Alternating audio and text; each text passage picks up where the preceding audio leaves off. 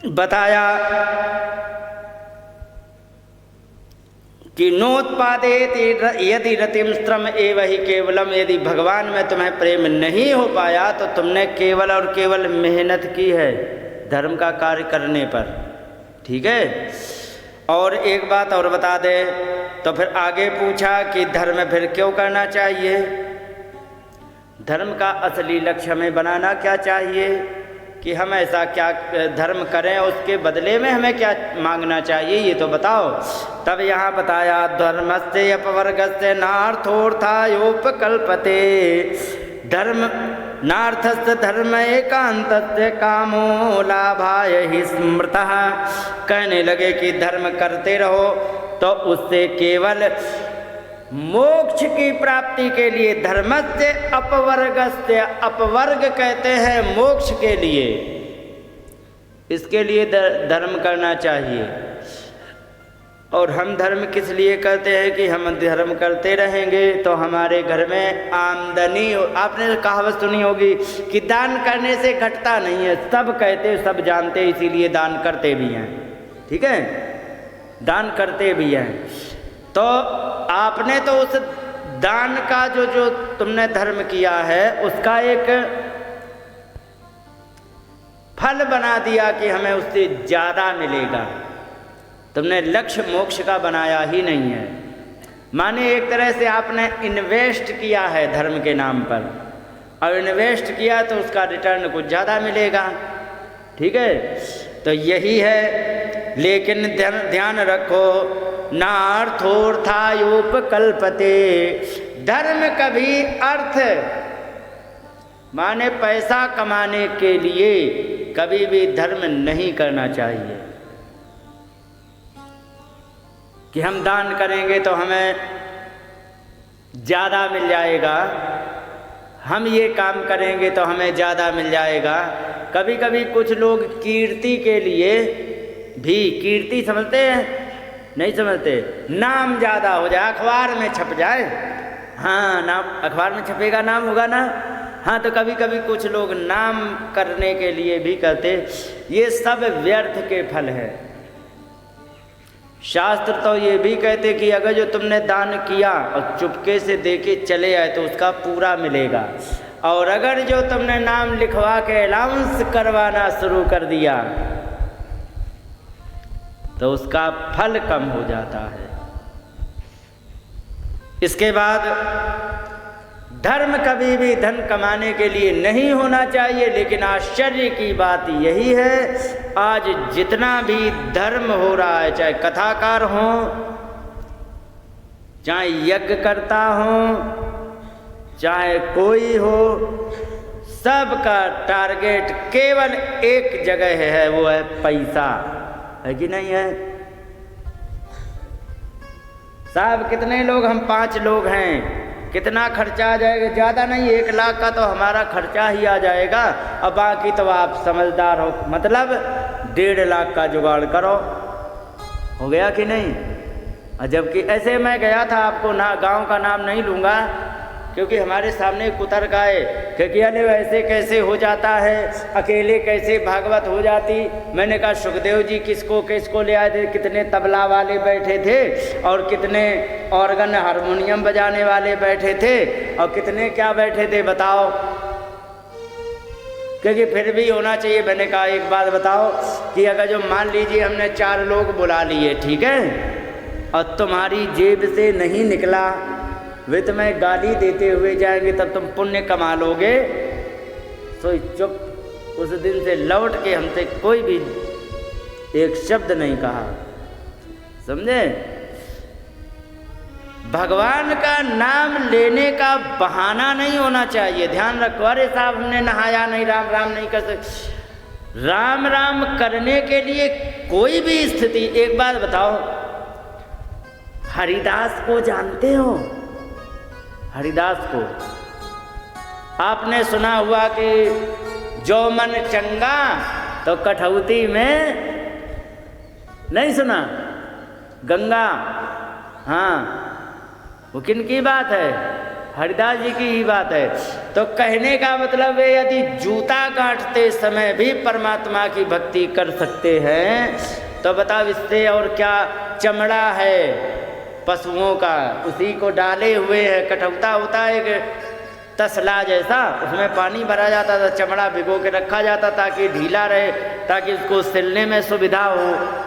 उसी को वो दिन भर काम करते थे। अब फिर भी परमात्मा के इतने बड़े भक्त हुए कि आज उनका आदर से नाम लिया जाता है। लिया जाता कि नहीं? तो भगवान का नाम लेने के लिए कोई बाध्यता नहीं है कि आप नहीं साहब नहा के ही ले लो नाम। भगवान का नाम आना चाहिए। एक बार की बात, कबीरदास जी ठहरे, वे थोड़े वैसे ही अलग तरीके से समझाने वाले। एक बार क्या हुआ कि कपड़ा बुना और बुनते बुनते थोड़ा समय ज़्यादा हो गया और बुन करके रख दिया। उन्हें लगी भूख, सवेरे के बज रहे होंगे 4-5। उन्होंने सोचा थोड़े से चने वने खा लिए जाएं, थोड़ा शांति मिले, इसके बाद भोजन तैयार होगा तो बाद में रोटी खाएंगे। अब उन्होंने लिए चने, राम राम राम ऐसे कर करके करते गए। एक बाबा जी आए, कैसे तुम हो, पाखंडी हो, ढोंगी हो, देखो खाते खाते भगवान का नाम ले रहे हो। तुरंत खड़े होके बोले, हाँ बताओ भगवान क्या करें। अरे कह कि पहले अच्छी तरह खा लो, आचमन कर लो, मुख पवित्र कर लो, इसके बाद भगवान का नाम लो। खाते खाते कौन नाम लेता है? डांट दिया उनने। अच्छा भगवान, ओ क्षमा करना भगवान, महाराज क्षमा करना। उन्होंने तुरंत वहीं रखा था पानी लिया और 2-3 बार कुल्ला किया, पी लिया। महाराज अब मुख पवित्र हो गया, क्योंकि यहाँ उन्होंने फिर एक बार भरा पानी मुंह में और कुल करके सीधे धारुनी के ऊपर छोड़ दी। ये क्या कर दिया? महात्मा का अपमान कर रहे, तुम्हें लाज नहीं आती, ऐसा वैसा। क्योंकि भगवान मैंने कौन सा अपराध कर दिया बताओ? अरे क्योंकि तुमने अपने जूठा पानी डाल दिया हम महात्मा के ऊपर। उन्होंने कहा जूठा अब कैसे? आपने तो कहा था मुख पवित्र हो गया, जब मुख पवित्र है तो पानी जूठा कैसे हो गया? अरे क्योंकि वो मुंह में जो भी होता है वो जूठा ही रहता है। यही मैं कहना चाह रहा था आपसे। तुलसीदास कबीरदास जी ने कहा, यही मैं कहना चाह रहा था, मुख तुम्हारा कभी भी पवित्र नहीं होगा, चाहे तुम खाते हो या न खाते हो। भगवान के नाम का बहाना मत ढूंढो। ऐसा कोई भी दिन नहीं आएगा जिस दिन तुम पवित्र हो जाओगे। दुनिया की बात छोड़ दो, कितने भी स्नान कर लो, क्या तुम्हारा शरीर पवित्र हो गया? बहुत से अपने ऐसे अंग होते हैं जहाँ पर हाथ लगा के तुरंत हाथ धोने पड़ते, नहा धो के आते, तब क्यों धोते हैं? और क्या पूजा में नहीं जाते? ये शरीर कभी भी पवित्र हो ही नहीं सकता। ये शरीर को पवित्र करने के लिए केवल और केवल भगवान का नाम ही है जो पवित्र कर सकता है। बाकी भगवान के नाम के लिए आपको हमने नहाया नहीं या ये नहीं या वो नहीं, तो ये मात्र बहाने हैं बस। शरीर कभी भी पवित्र नहीं होता, वो गंदा ही रहेगा कितना भी धो लो। वो तो एक ही दिन पवित्र होता है जिस दिन होली ऐसी जलाई जाती, होता है कि नहीं? हाँ, इसके पहले तो अपना शरीर कभी भी पवित्र नहीं होगा। इसलिए इस जीवन में धर्म करते ही रहना चाहिए और परमात्मा का नाम लेते ही रहना चाहिए, और उसका लक्ष्य परमात्मा की प्राप्ति या मोक्ष प्राप्ति होना चाहिए। धर्म करके धन को कमाने का लक्ष्य नहीं होना चाहिए। तो फिर धन की तो जरूरत पड़ती है, क्योंकि बिल्कुल पड़ती। तो धन कितना कमाए? तो आगे लिखा है, नार्थस्य धर्म एकांतस्य कामो लाभाय हि स्मृतः। क्योंकि धन उतना ही कमाना चाहिए धर्म के माध्यम से जिससे तुम्हारी कामनाएं पूर्ति होती रहें। रोटी की आवश्यकता पड़ेगी कि नहीं? कपड़े की आवश्यकता है कि नहीं? ठंड आए आज के 1 महीना पहले सभी माता पिता बाजार गए थे कि नहीं, हमारे छोटे छोटे बच्चे स्वेटर लाना है, ये है ना। तो ये आवश्यकताओं की पूर्ति तो करना ही है। फिर आगे कहा कि आवश्यकताएं हमारी कितनी होनी चाहिए, ये भी बताओ। तो यहाँ पर आगे कहा कामस्तनेन्द्रिय प्रीतिर लाभो जीवेत यावता जीवस्य तत्व जिज्ञासा नार्थो यश्चेह कर्म भी। कहने लगे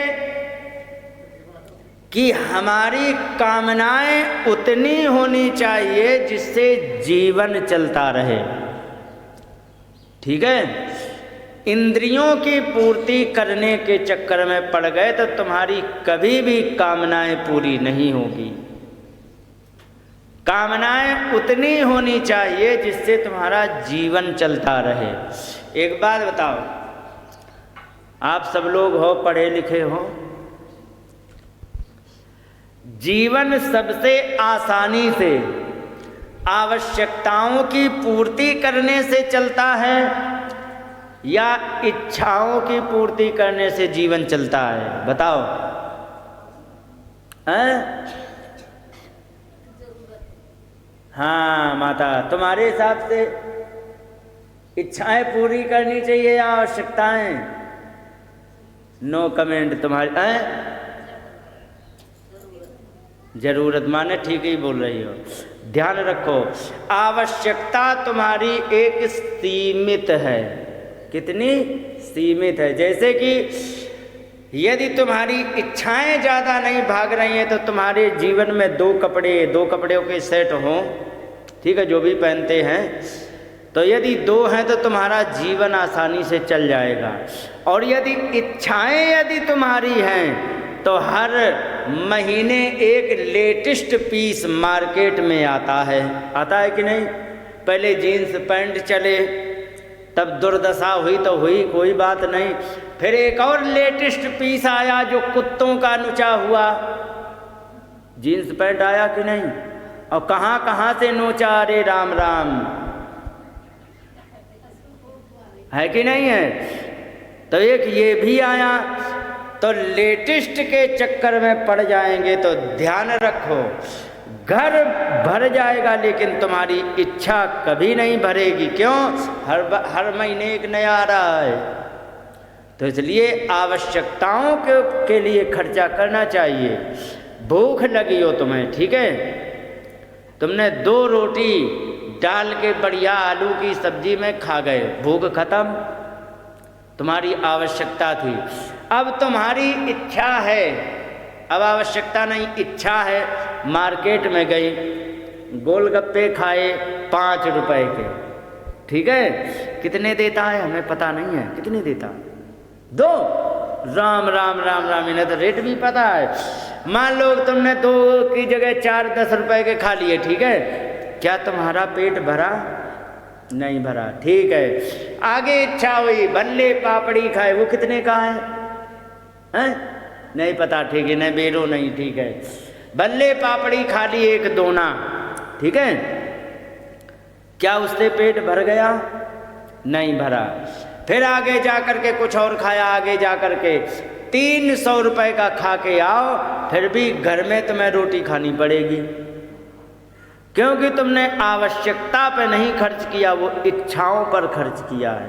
और आवश्यकता की पूर्ति करनी थी तो तुम चले जाते दुनिया में, ना भटक के 20-20 रुपए के बढ़िया कढ़ी डाल के 2 समोसा देता 40 रुपए के, और चकाचक खाते और निकल लेते मुंह पोंछ के। गारंटी लेता हूँ 8 घंटे पहले भूख लग जाती। सच है कि नहीं? 2 खाए नहीं जाते हैं, ठीक है। तो कहने का तात्पर्य ये है, जब जीवन आवश्यकताओं पर चलने लगे तो बहुत सुख मिलता है, और जब जीवन इच्छाओं पर चलने लगे तो ये जान लीजिए कि तुमने एक गाड़ी में, एक रथ में 10 घोड़े जोत दिए, लेकिन लगाम किसी की तुम्हारे हाथ में नहीं है। बताओ, गाड़ी बचेगी, रथ बचेगा? और रथ नहीं बचा तो हम बचेंगे? जिंदगी भर भटकते रहेंगे, लेकिन शांति तुम्हें कभी भी। एक बाबा जी, बढ़िया उनके पास लैपटॉप, बढ़िया मोबाइल, एप्पल वाला। मुझे एक दिन बुलाया, देखो हमारे में ये यूट्यूब ये नहीं चल रहा, वो नहीं चल रहा है।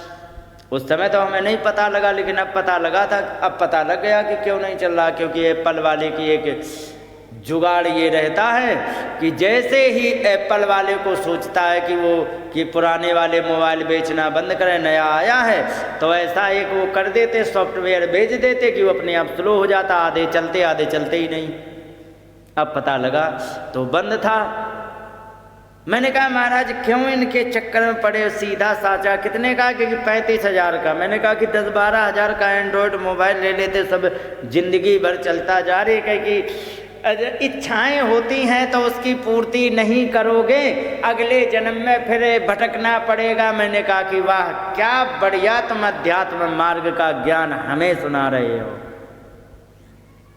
एक बात बताओ, तुम बाबा जी बन गए सन्यासी, तुमने माँ बाप छोड़ दिए, घर दरवाजा छोड़ दिया, जमीन जायदाद छोड़ दी, और वहाँ घर में सब छोड़ करके आए, बालक बच्चे 4 लोगों का परिवार छोड़ के आए, और यहाँ आकर के तुमने 50 लोगों का परिवार बना लिया। ये हमारे चेला हैं, ये हमारे चेली है, ये हमारे ये हैं।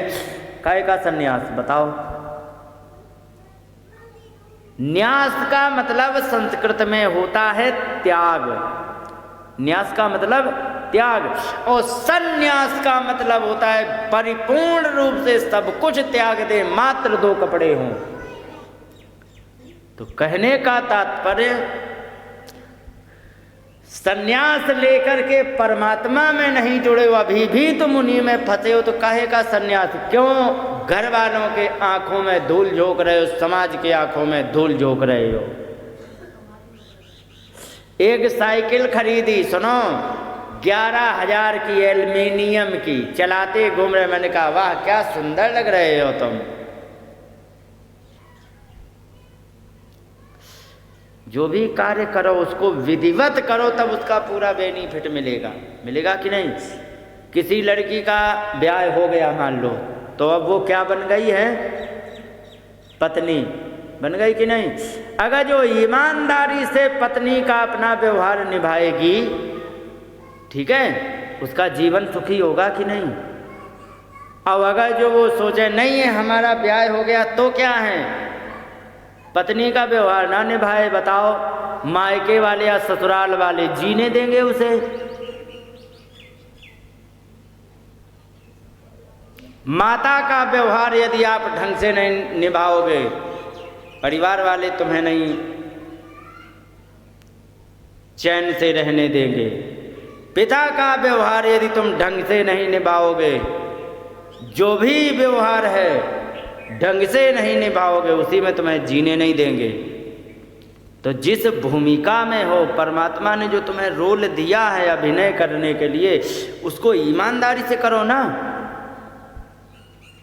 समाज में कुछ है, अंदर में कुछ है और है। एक बात बताओ, कोई एक बढ़िया सा एक बोतल है, ठीक है, उसमें बढ़िया रेपर लगा हुआ है शुद्ध देसी शहद का, ठीक है, और उसमें रेपर शुद्ध देसी का लगा है, लेकिन भरा है चीनी घोल करके उसमें गाढ़ा गाढ़ा। तो बताओ माल असली है कि नकली है कि नहीं? तो सामने तुम दिखाने में तो कुछ और दिख रहे हो, और व्यवहार तुम और कर रहे हो, तो तुम असली हो या नकली? अंदर तो तुम कुछ और हो, दिखा कुछ और रहे हो, तो उसे क्या कहते हैं? नकली। भगवान को सब कुछ पसंद है, नकली माल नहीं पसंद है। समझे? आवश्यकताओं पे, अब जैसे बूढ़ी माताएं हो जाती हैं ना, वे इतनी खुश हो जाती हैं जो जिनकी बहू आ जाती, वे कहती बस हमें हमारी बहू के ही कपड़े पुराने मिलते रहे, हमारे लिए सबसे बड़ा स्वर्ग वही है। कहती है कि नहीं? क्योंकि अब उनकी खुशी तो ठीक है, लेकिन अब अपनी बहू को खुश रखने में वो अपना जोर दे रही, और उसके बचे बचाए कपड़े मिल जाए हमें क्या दिखाना, कहती हैं कि नहीं? तो उनकी आवश्यकताएं जो है ना उसी से पूरी हो रही हैं, बहुत खुश रहेंगी वो, बहू भी बड़ा आदर करेगी सब लोग। और एक बात और बता दें, जब इच्छाएं नहीं होती हैं ना जीवन में तो चित्त प्रसन्न रहता है।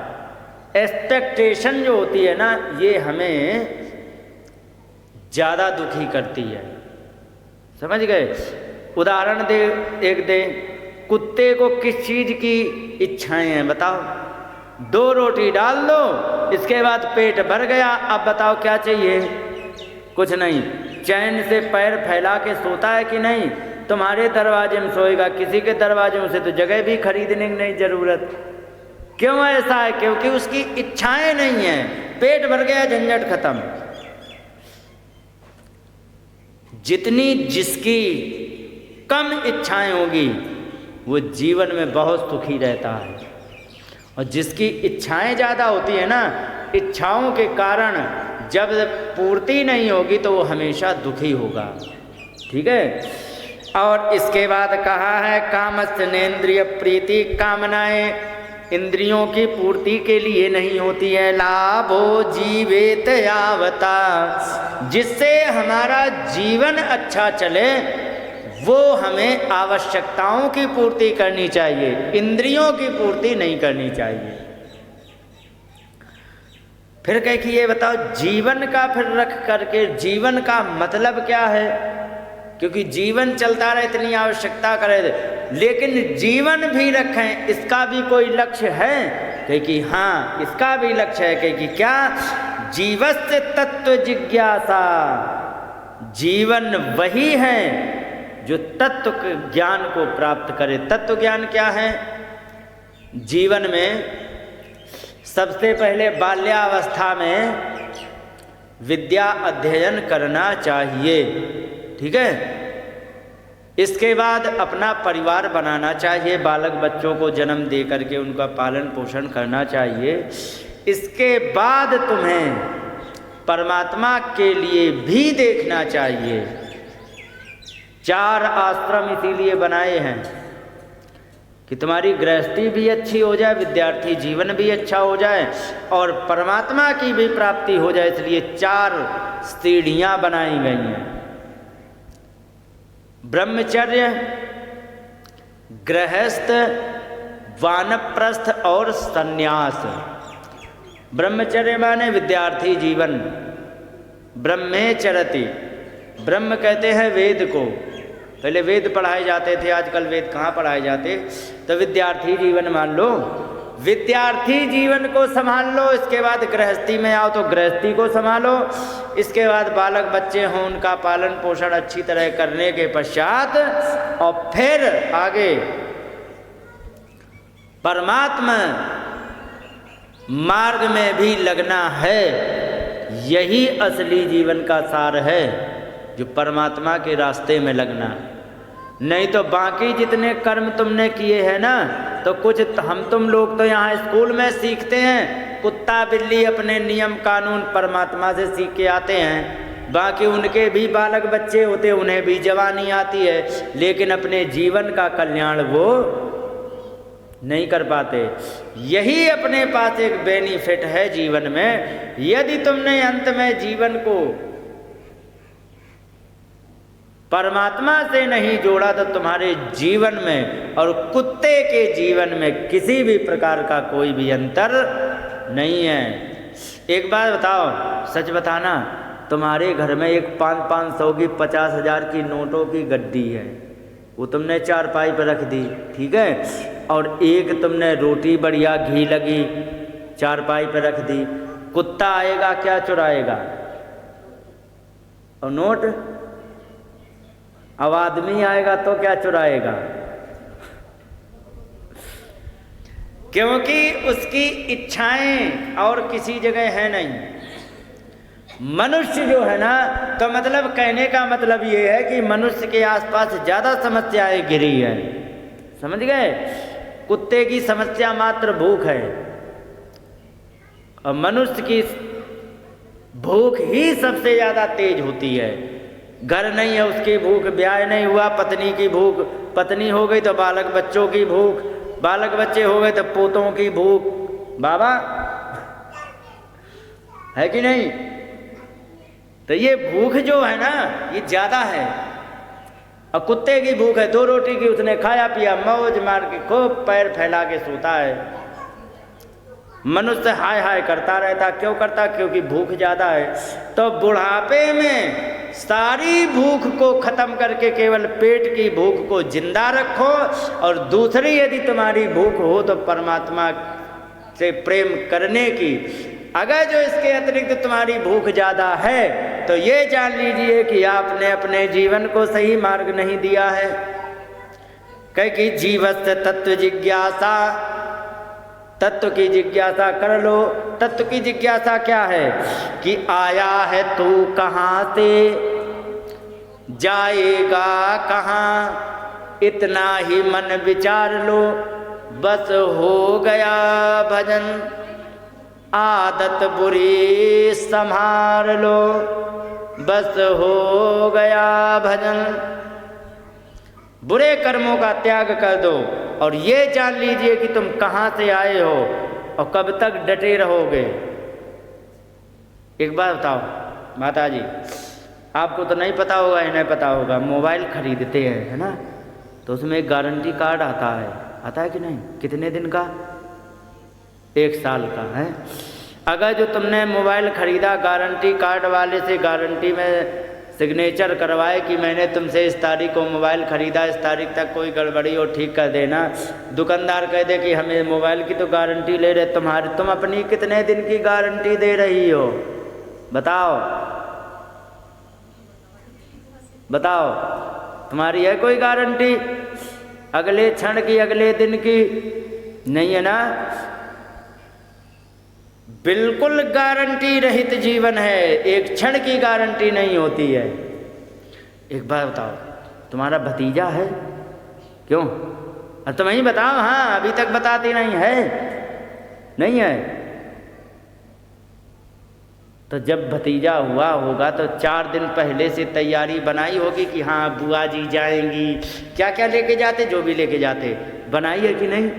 हाँ, 4 दिन पहले से कि हमारी साड़ी ना छूट जाए, हमारा ये ना छूट जाए, हमारा वो ना छूट जाए, है कि नहीं है? अच्छा माता जी आप बताओ, जब तुम भतीजे के ब्याह में, भतीजे के जन्म में 4 दिन पहले से तैयारी बनाती हो तब जाती हो ताकि कुछ चूक ना जाए, तो एक वहाँ भी तो जाना है, उसकी तैयारी है कि नहीं है? कुछ सूटकेस या किराया भाड़ा कुछ इकट्ठे किया है?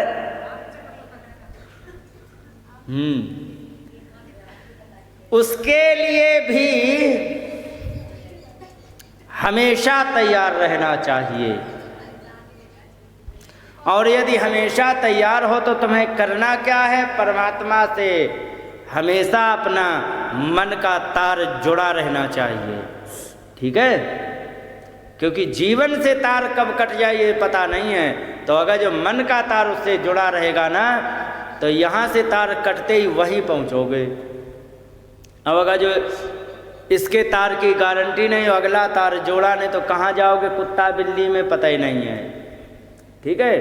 यही है कि आया है तू कहाँ से और फिर जाएगा कहाँ, इतना ही मन विचार लो, बस हो गया भजन। इसी को कहते हैं जीवस्य तत्व जिज्ञासा।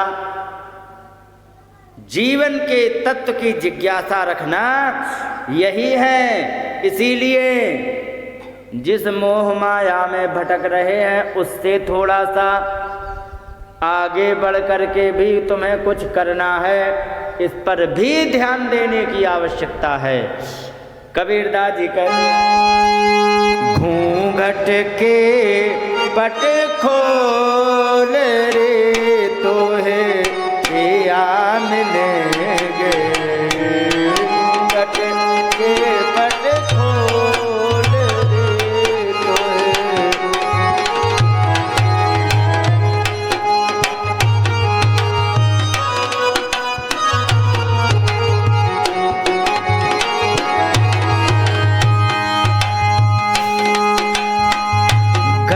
घट रमता राम रमैया, घट घट रमता राम रमैया, राम रमैया, राम रमैया, राम रमैया, राम रमैया, घट घट रमता राम रमैया।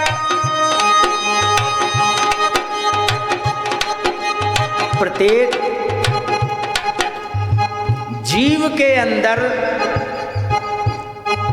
परमात्मा का निवास है, मानते हैं कि नहीं? फिर क्या करना चाहिए? कटुक बचन मत बोल रे, तोहे पिया मिलेंगे। कटुक मत बोल रे, तोहे पिया मिलेंगे। घूंघट के बट खोल रे, तोहे पिया मिलेंगे।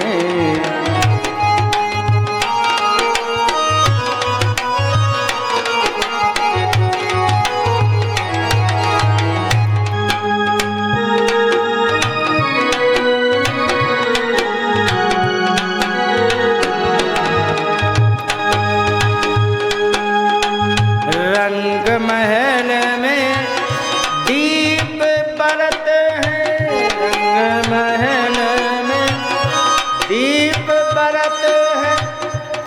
दीप का मतलब चेतना।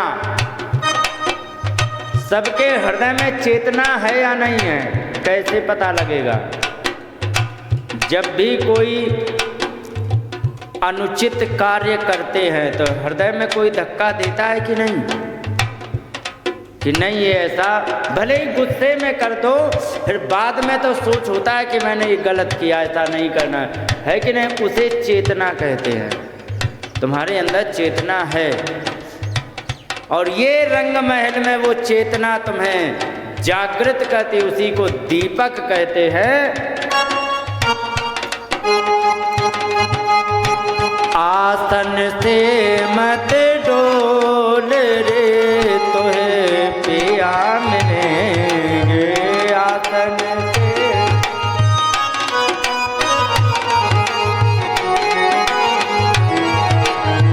घूंघट के बट खोल रे, तोहे पिया मिलेंगे।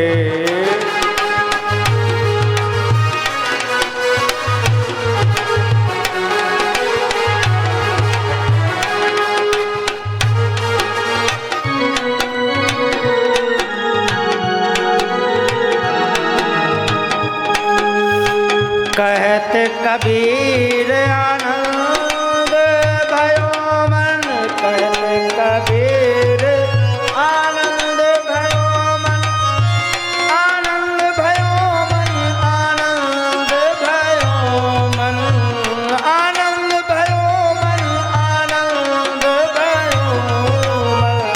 कहत कबीर आनंद भयो मन,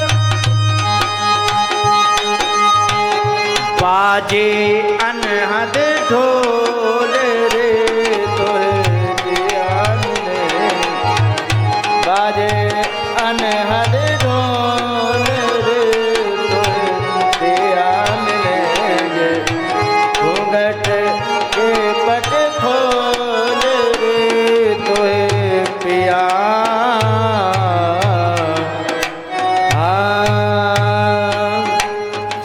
कहने का मतलब जीवन को पहचान लेना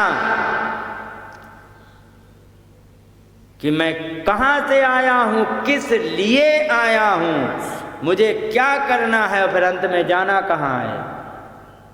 ठीक है? और एक बात और बता दें, जिस व्यक्ति को जहाँ जाना होता है उसी हिसाब से तैयारी करता है कि नहीं? जैसे कि तुम्हें चीप लाटा में बाज़ार में जाना है तो एक थैला लिया, निकल ली, ठीक है। अब अगर जो तुम्हें मायके जाना हो तो 2-4 कपड़े ले लिए, निकल ली। अगर जो मायके में भतीजे के ब्याह में जाना हो तो उसकी अलग तैयारी है। तो पहले तो तुम्हारा डेस्टिनेशन तय होना चाहिए ना कि हमें जाना कहाँ है, उसी हिसाब से तो आप तैयारी करोगे। अब तुम्हारा डेस्टिनेशन तय नहीं, ठीक है जिंदगी चल रही है, ये बात है और कुछ नहीं है। इसके बाद का जीवत्व तत्व जिज्ञासा नार्थो यश्चेह कर्म भी, केवल अनेकों प्रकार से सवेरे 4 बजे से लेकर रात 11 बजे तक भूत प्रेत की तरह लग गए घर के काम में, इसीलिए ही जीवन नहीं है। करना है ये, केवल यही करते रहो, इसके लिए जीवन। और छठी भक्ति क्या कहते हैं, तुलसीदास जी कह रहे हैं, छठ दम शील बीरत बहु कर्मा,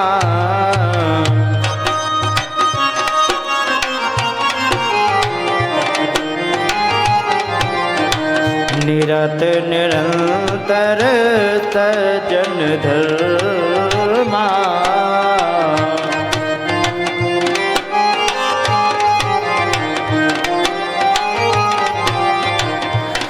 यहाँ पर का छठी भक्ति ये है, शीलता में और बहुत से कार्यों में ही जीवन को उलझने से थोड़ा समय बचा करके परमात्मा का नाम ले, ये छठी भक्ति है।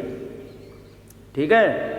हाँ, समय का भी होता है, जैसे कि बचपन से जवानी में इतना समय नहीं है, ये भी संभालना, सास की भी सेवा करना, ससुर भी रूठे बैठे उन्हें भी संभालना है, पति देव की अपनी अलग फरमाइश है कि परोठे तैयार करो, देवर कह रहा चाय बनाओ, तो उसमें व्यस्तता हो सकती है।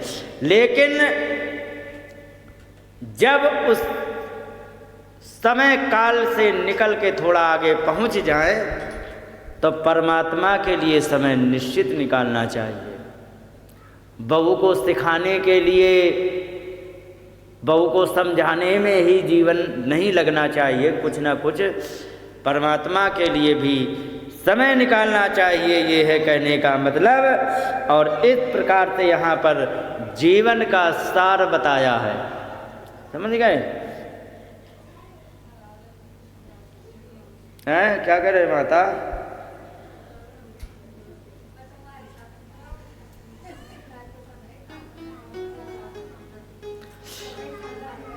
और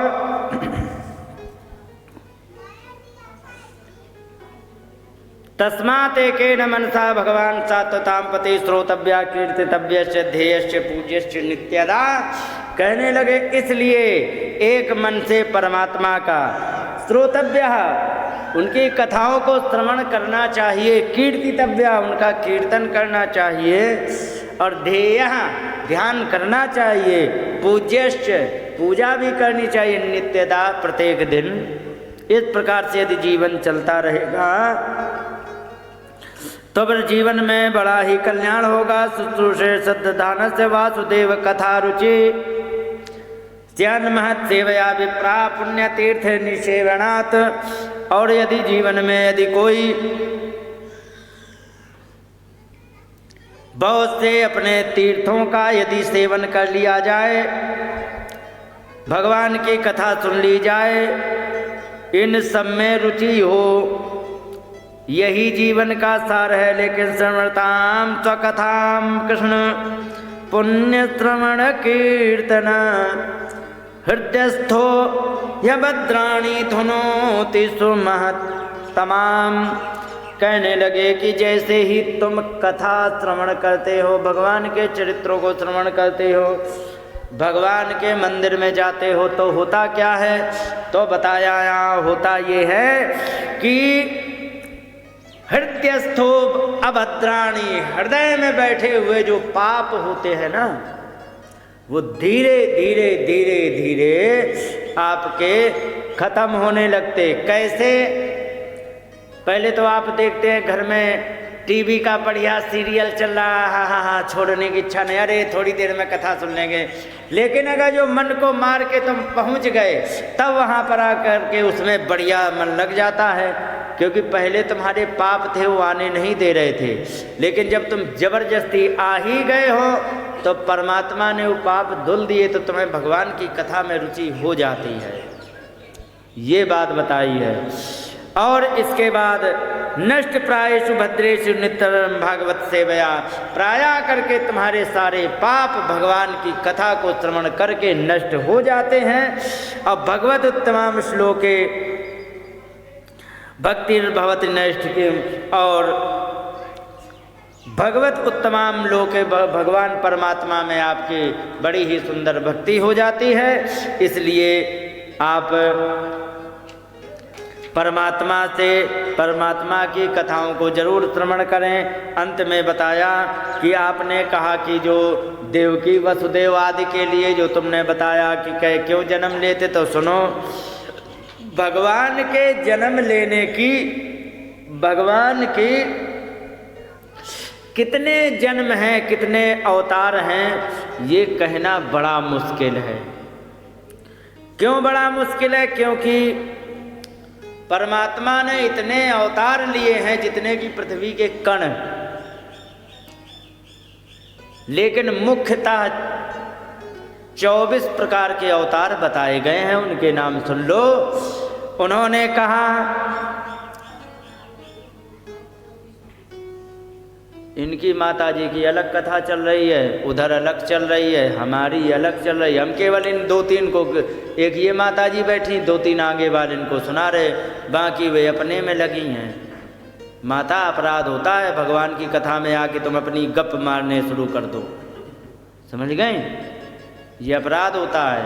हाँ, इम्पोर्टेंट बात हो तो बाद में कर लो, या फिर आगे पीछे जाके, क्योंकि तुम बात करोगे दूसरे से और तुम्हें देख करके तीसरे को अलग से विघ्न होगा जो ध्यान से सुन रहा है। तो तुम अपना तो मतलब बर्बाद कर ही रहे हो, दूसरे का और ले डूब रहे हो। अपराध होता है। और यहाँ पर उन्होंने बताया प्रायः करके 24 अवतारों का महत्व बताया गया है, लेकिन भगवान के अवतारों की गिनती नहीं है। क्यों नहीं है?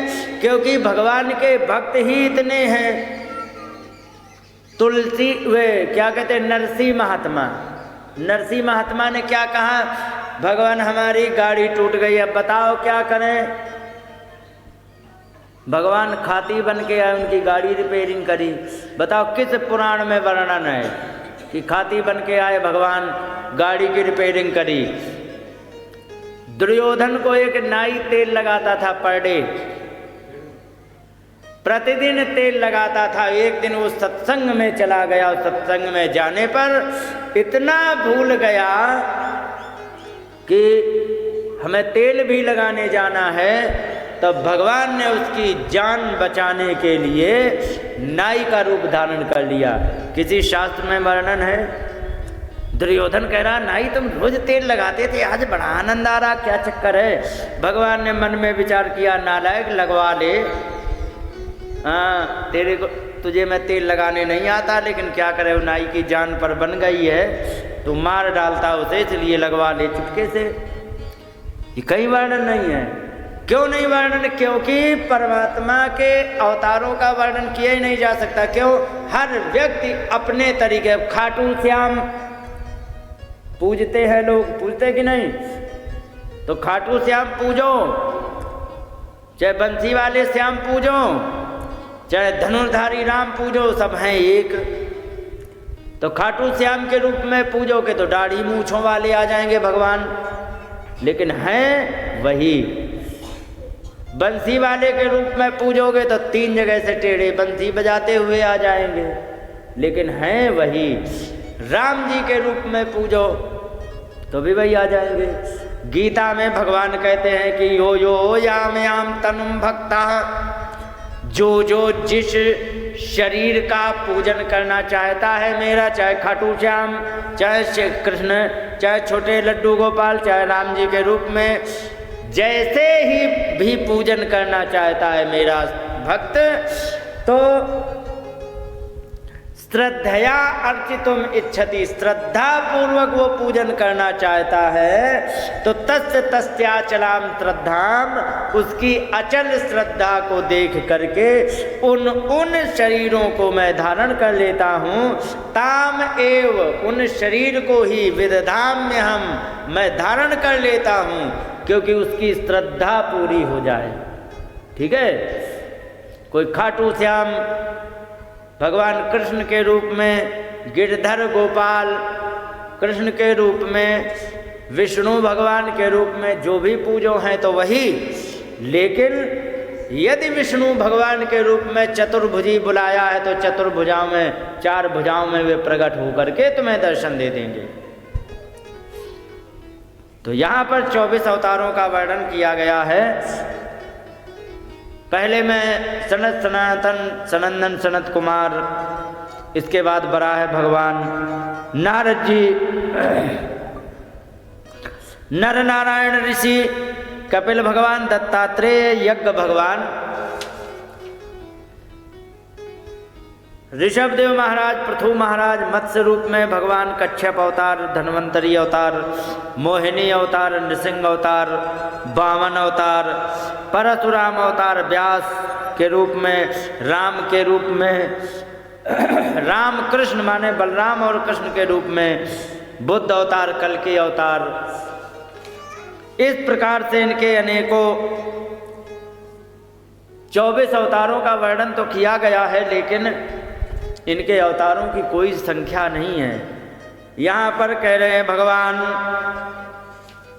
कि अवतारा संख्या हरे सत्व निधे दुजा, यहाँ यथा विदसीना कुल्या सरसा शिव सहस्रसा, जैसे कि एक बड़े से तालाब से छोटी छोटी छोटी छोटी कई एक नालियाँ निकलती रहती हैं, निकलती कि नहीं, बड़ा तालाब है उससे छोटी छोटी नालियाँ निकलती रहती हैं। इसी प्रकार से भगवान के अवतार असंख्य अवतार हैं, लेकिन प्रायः 24 कहे गए। तो सुन लो क्यों है, क्योंकि इनके असंख्य अवतार होने का कारण सबसे बड़ा ये है कि ये करना क्या चाहते ये कोई नहीं जान पाता है। इसलिए इनको जो करना है वही करेंगे। नट की तरह नाटक दिखाते फिरते हैं, नट की तरह नाटक देखा है, कोई आएगा बंसी बजाएगा, डुक डुक डुक डुक डमरू बजाएगा, देखा है ना, फिर वो बाद में किसी लड़के का गला भी काट के दिखा देगा, कहीं बर्तन निकाल के दिखाएगा, दिखाता है कि नहीं। पैसे 1 के 4 बना लेता है, तो पैसे यदि 1 के 4 बना लेता है तो सड़क पर दिखाता क्यों फिरता, घर में बैठ के बनाए, है कि नहीं है, सड़क पर क्यों दिखा रहा है, क्योंकि वो नाटक करके दिखा रहा है। परमात्मा भी ऐसे ही नाटक करते हैं, लेकिन इनके नाटक को कोई जान नहीं पाता है। लेकिन एक बात बताओ, जादूगर के जादू को यदि आप समझना चाहो देख करके तो नहीं समझ पाओगे, लेकिन सीखना चाहो तो क्या शर्त है मालूम है, जादूगर के चेला बन जाओ, फिर वो सिखाएगा। तो भगवान भी सबसे बड़े जादूगर हैं, तो इनके तुम चेला बन जाओ तो तुम्हें असली जादू वो सिखा देंगे। और जब असली जादू सिखा देंगे ना, तब तुम्हें पता लग जाएगा कि संसार में जो भी हो रहा है वो कुछ भी हमारे हाथ में नहीं है कि नहीं। क्योंकि आज बड़े अच्छा जीवन चल रहा है, इसलिए चल रहा है क्योंकि परमात्मा ने तुम्हें जीवन अच्छा दे दिया है। और जिस दिन जाना होगा उस दिन तुम्हारे ऊपर कोई भी जोर नहीं लग पाएगा। लोग कहते हमने बड़ा ढूंढ ढांड करके देखा, हमारे लड़के की पत्नी माने हमारी बहू अच्छी आ गई, तो तुम्हारा उसमें कोई योगदान नहीं, परमात्मा ने पहले लिख रखा है। और जब सब परमात्मा के ही करने से होता है ना, तो फिर भक्त एक ही बात कहता है कि भगवान केवल हम तो कठपुतली की तरह जब हम नाच ही रहे हैं। सच ये है कि मनुष्य केवल नाचता है, इशारा कोई और करता है। समझ गए? कौन करता है? परमात्मा। अच्छा एक बात बताओ, नाच भी दो प्रकार का होता है, दोनों को नचाते हैं। बाबा एक बात बताओ, अगर जो नाचना ही है तो दो ऑप्शन है, एक तो कठपुतली की तरह और एक बंदर की तरह, दोनों को नचाता है ना कोई। तुम्हें यदि इन दोनों ऑप्शन में दिया जाए तो किसको चूज करेंगी बताओ? बंदर का ज़्यादा सुविधाजनक है या कठपुतली का? बताओ। कठपुतली का है तुम्हारे हिसाब से? No comment. तुम्हारे हिसाब से माता हैं?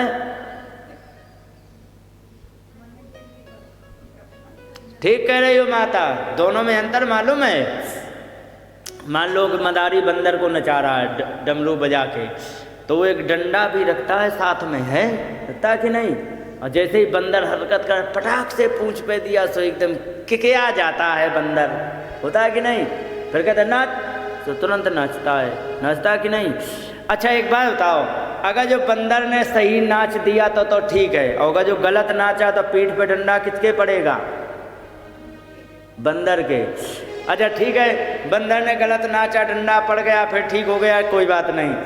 अच्छा एक बात बताओ, कठपुतली जब नाचेगी तो गलत यदि नाच हो गया तो नाचने वाले की गलती है या नचाने वाले की?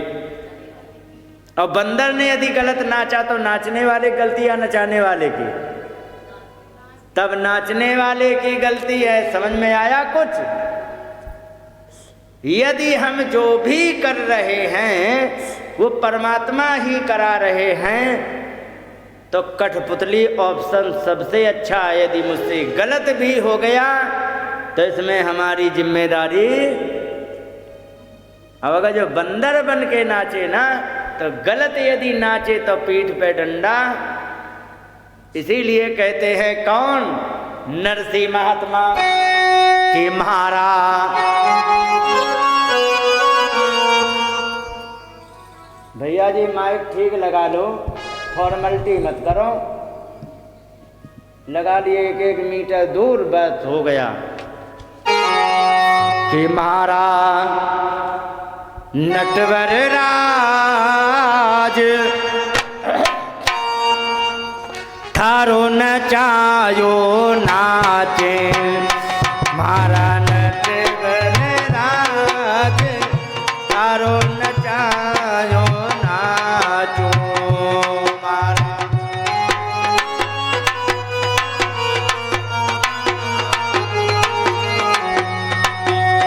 मारा नटवर राज थारो नचायो नाचो, मारा नटवर राज थारो नचायो नाचो। थारे घर में